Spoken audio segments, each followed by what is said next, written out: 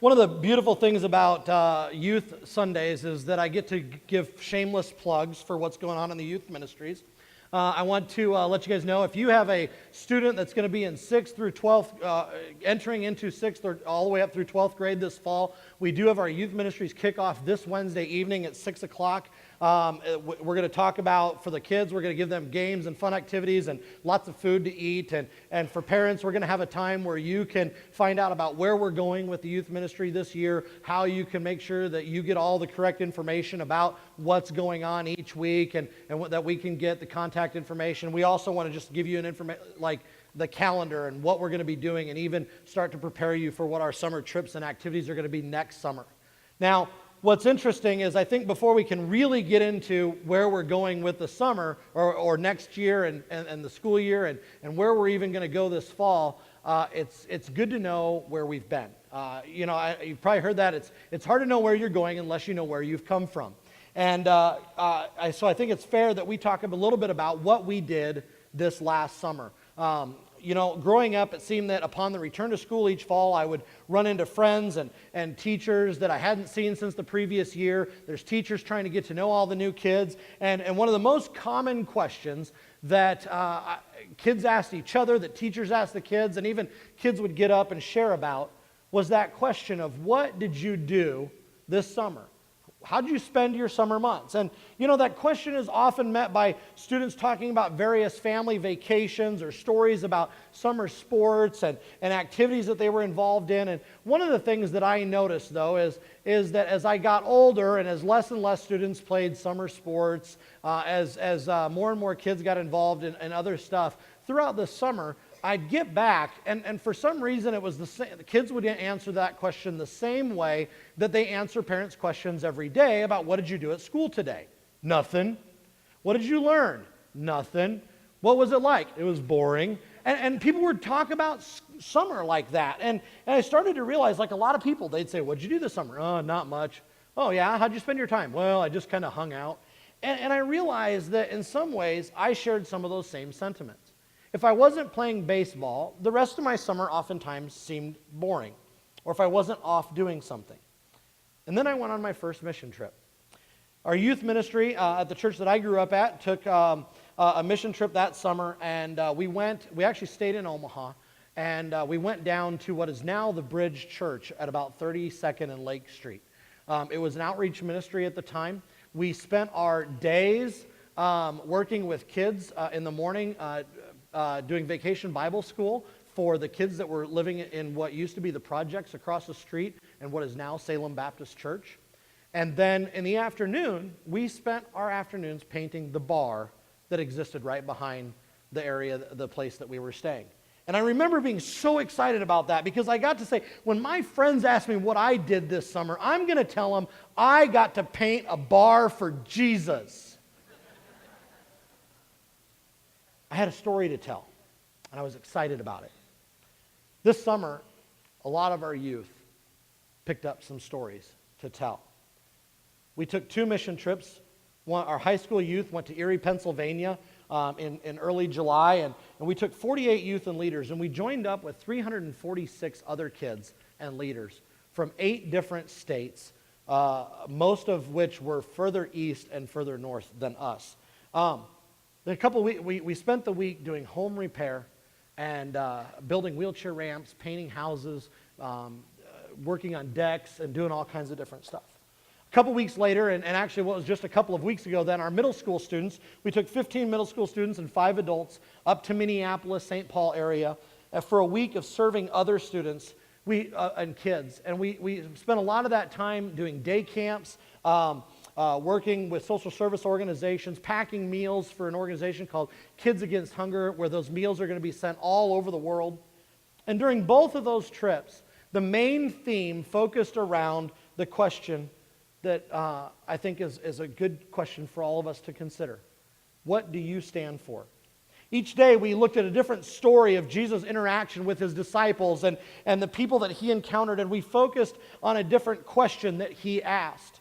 And each day we came back to that theme, what do you stand for, by asking, in this moment, in this story, what is it you think Jesus stood for? And what do you think that means for you. Now, in a little bit, you're going to get to see and hear a video of some of our students and tells about their experiences. And it's easy to talk about and show you pictures of decks and houses that look better and have been painted. It's not always easy to just show you pictures of how life change happens.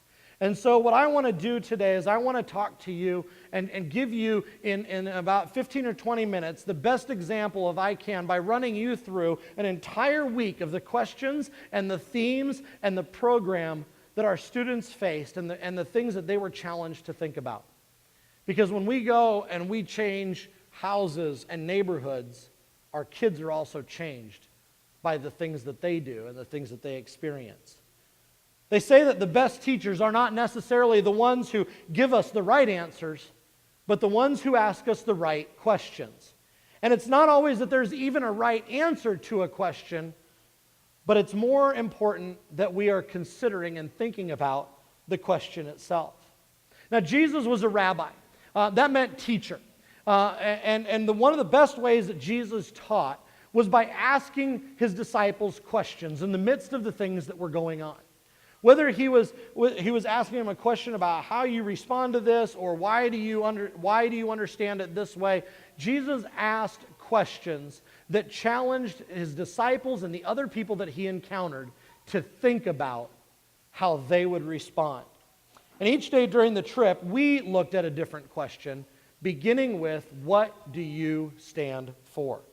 There's a song out right now by the band Fun called Some Nights. And one of the things that it says in the chorus of that song is, "Oh Lord, I'm really not sure what I stand for. Oh, what do I stand for? Most nights I don't know." Now, I'm not pretending that these guys are writing a really deep theological song or that they're even a Christian band, because I know that they're not. But I think that that's a huge question. What do I stand for? What's important in my life? One of the biggest purposes behind adolescence, middle school, high school, college, all the kids that move back after college and still haven't figured out what they're going to do with the rest of their lives, it's to figure out our place in the world. It's to figure out what's important for us. What do we stand for? What is it that we're supposed to do? To figure out who you are and discover what is important enough that you're willing to stand up for it. If you think about it, there's probably a lot of people, even adults, who still haven't quite figured that out yet. Most kids will stand up for free pizza, no math homework, starting spot on the football team, and maybe even section lead in the band. But what about hope? What about grace and peace and justice? What about love? Right away on the very first night of our mission trip, we were all asked the question, what is it that's worth you getting up and taking a stand? We closed that first evening being challenged to pray a prayer to Jesus that week, saying, Jesus, tell me, what is it that you want me to stand for? And a lot of our kids and even our adults figured out right away that this is a summer and this was a trip where we were going to be challenged to really think about some things. On Monday, we looked at the story of Jesus healing a different blind man than the story that Melanie read a minute ago when he healed Bartimaeus. And Jesus found him sitting beside the road, and he asked Bartimaeus the question, what do you want me to do for you? Now, Bartimaeus was blind, and this had to be obvious to Jesus, and if it wasn't visibly obvious, well, Jesus is God. He had to know that Bartimaeus was blind, and that the thing that Bartimaeus probably wanted more than anything else was to be able to see. And yet Jesus asked him the question just the same. What do you want me to do for you? As we went about our first day and as we gathered for devotions that evening and we talked with our youth and had our devotions time, I was reminded of our series from this past spring on the Circle Maker, and I was reminded of how important it is for us to let God know what it is that we want. We were faced with the question, isn't it likely that God already knows that we want or that we need something? And do you ever think that the reason we don't get it might simply be because we haven't asked God yet? And Jesus gives Bartimaeus that opportunity. He says, what is it you want me to do for you? And we asked our students that same question. If Jesus were to ask you, what do you want me to do for you? How would you answer it? What would you ask Jesus to do for you? This week, for those of you that picked up your We Grow guides and that are using those, you're going to be challenged to answer this question along with all the other questions that our youth were asked during that week. That isn't an easy question to say, what do you want me to do for you? Oftentimes, we think that God, if God already knows, I shouldn't necessarily have to answer it. And it's not necessarily an easy one to answer, but it's important. The bigger question that I think we got our kids to ask was not just, what do I want God to do for me? But if I answer this question, how does the way that I answer it reflect what's important to me? How does the way that I answer this question signify and let God know what it is that I stand for? So we're only a day and a half into our trip, and we're already challenged to think about some big questions. And if that wasn't enough, it got even deeper. On Tuesday, we talked about the question, why are you afraid? That Jesus asks the disciples during the storm on the boat. And on Wednesday, we even went a little bit further and said, why do you doubt? And both of these questions really created some great conversation with our students and our leaders, and yet, to an extent, both of these questions started out a little bit misunderstood. If you've seen the movie The Replacements, you know that they talk about what are you afraid of, and they ask that question, and people talk about spiders and snakes and stuff that's just weird, and that grown men who play football should not be saying that they're afraid of. And yet, we started talking about those same things with our youth, and we started talking about, oh, we're afraid of spiders or snakes, and we're afraid of this or that. And then we realized that the question wasn't really what we're afraid of or what we doubt. It's why. Jesus doesn't say, what are you afraid of? He says, why are you afraid? The disciples in the boat during the storm, he said, why are you still afraid? Where is your faith? And when Jesus appeared to his disciples after being raised from the grave, he asked them the same question, why do you doubt? He says to those of us that are facing storms and fears, I'm right here. I'm in the middle of the storm with you. You don't have to be afraid. Have faith in me. And he says to those who have questions and doubts, look at where the nails pierced my hands and my feet. Look at where the spear went into my side. I'm real. I've risen. I'm right here. And you don't have any reason to doubt anymore. And so Jesus asks us to get down to the root of the issue. And when we do, we begin to discover that some of our fears and our questions, and we begin to discover where all those things, those doubts come from.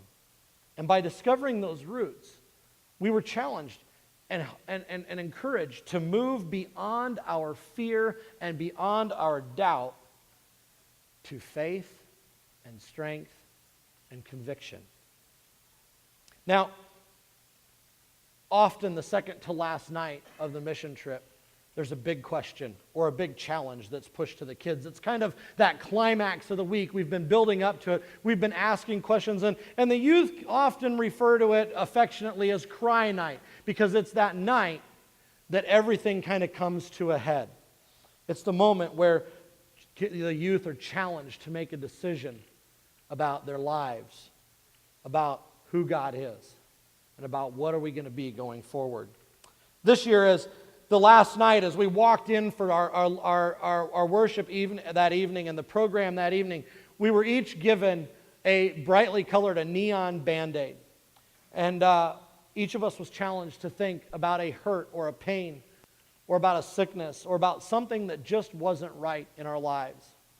And we were asked to put it on our hand or our arm or somewhere on our body to represent that.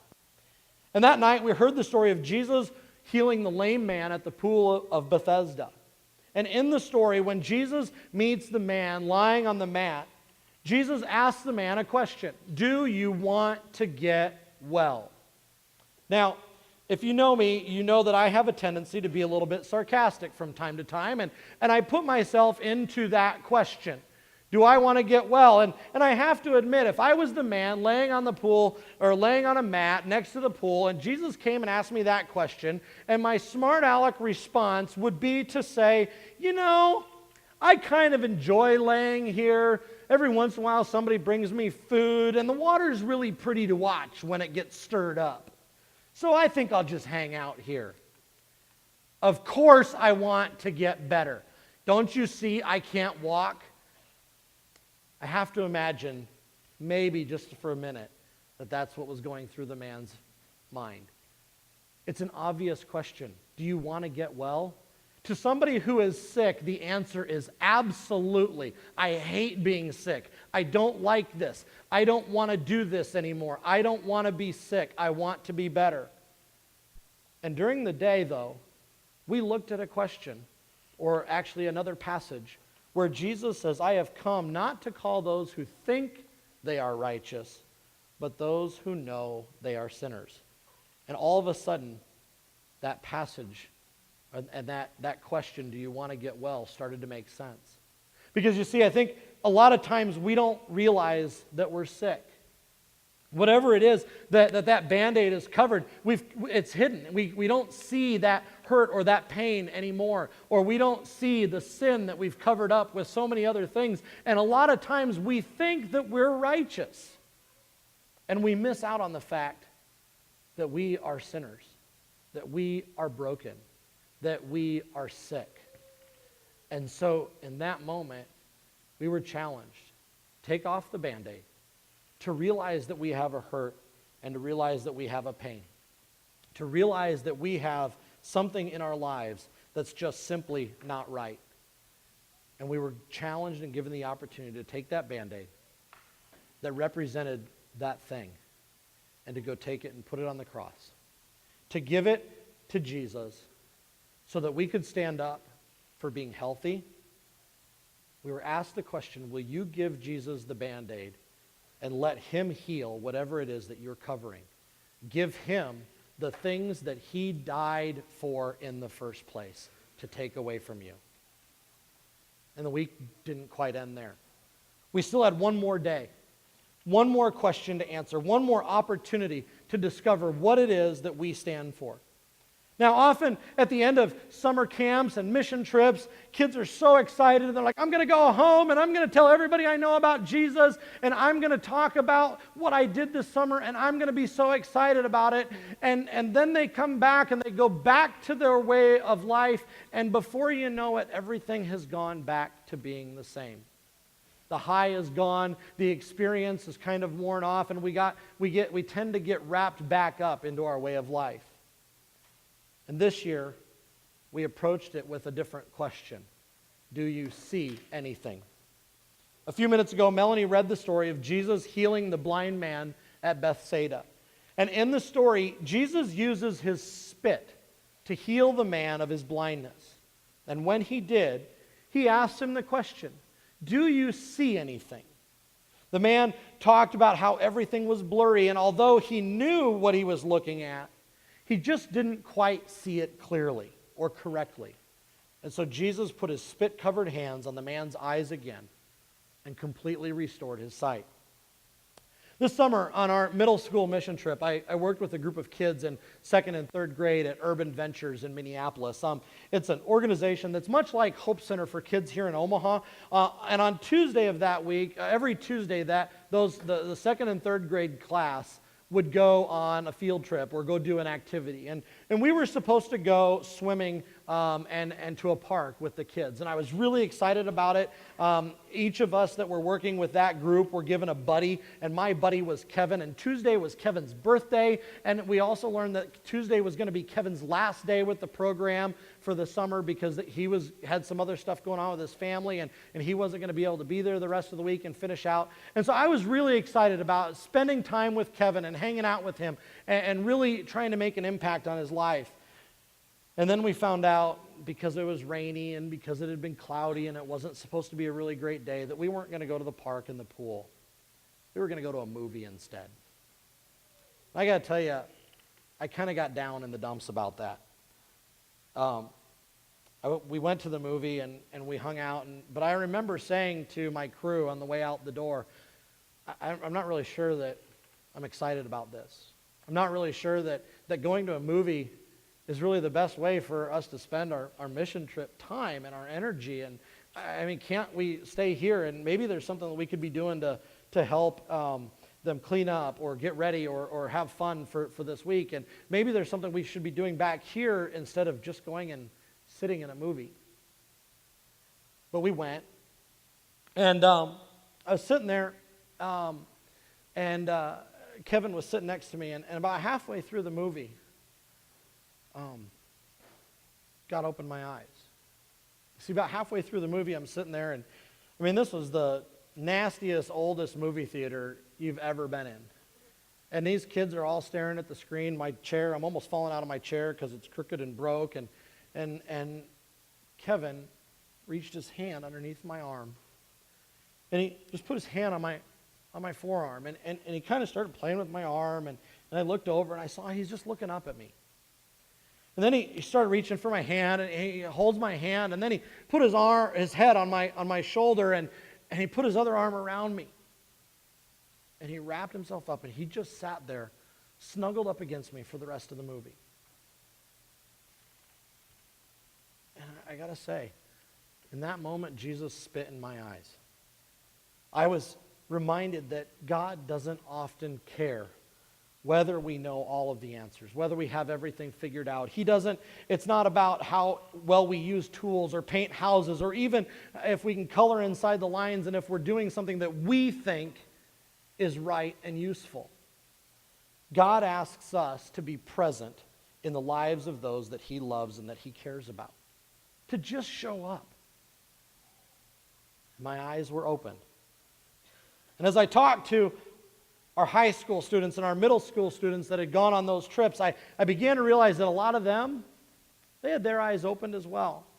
We asked them about their experiences, about the things that they saw, about how their lives are different because of this week. And this is how they answered it. After Jesus healed the blind man at Bethsaida, He asked him not to go back into the village on his way home.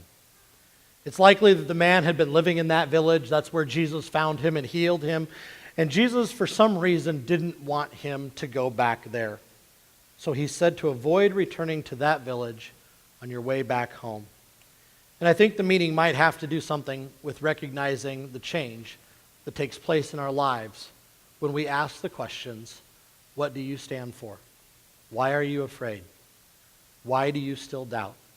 What do you want me to do for you? Maybe Jesus was suggesting that we don't go back to our old way of life. That because of the experiences we've had, the messages that we've heard, the things that we've seen, the ways that our eyes have been opened, that we discover what we stand for.